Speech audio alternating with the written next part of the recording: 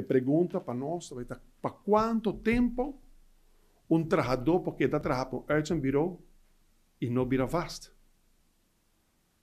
Porque está tendo trabalhador ano tras ano no uitzendbureau e não tem vida, onde qual é para um banco, para buscar lening para comprar casa, comprar auto.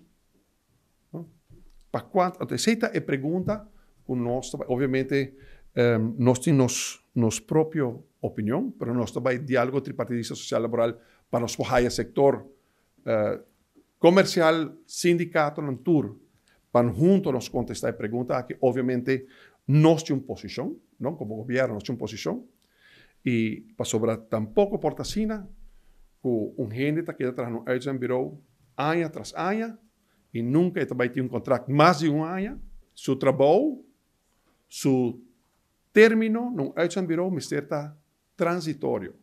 Ora, você trabalha no uitzendbureau, para depois você trabalho vasto. Comércio também sabe, e me está compreendendo o argumento, o uitzendbureau a dar uma oportunidade para screen quatro trabalhadores que realmente estão trabalhando, mas na realidade também tem abuso de sistema que toma lugar e nós estaremos aqui para atender o abuso. Lá me dá um exemplo. Tinha outro hotel, e sorry que me usa exemplo de hotel, só de não agora que nós temos informação contundente, por exemplo, coloca só HR, so mesmo HR, lança uma companhia uitzendbureau dentro do hotel.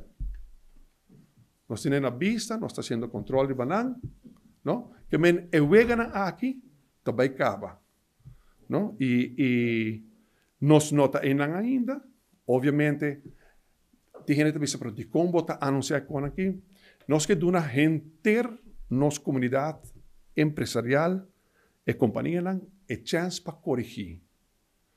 Bota corrigir a prática, bota bem acto de margem de lo que vai ter manejo novo, não vai ter problema.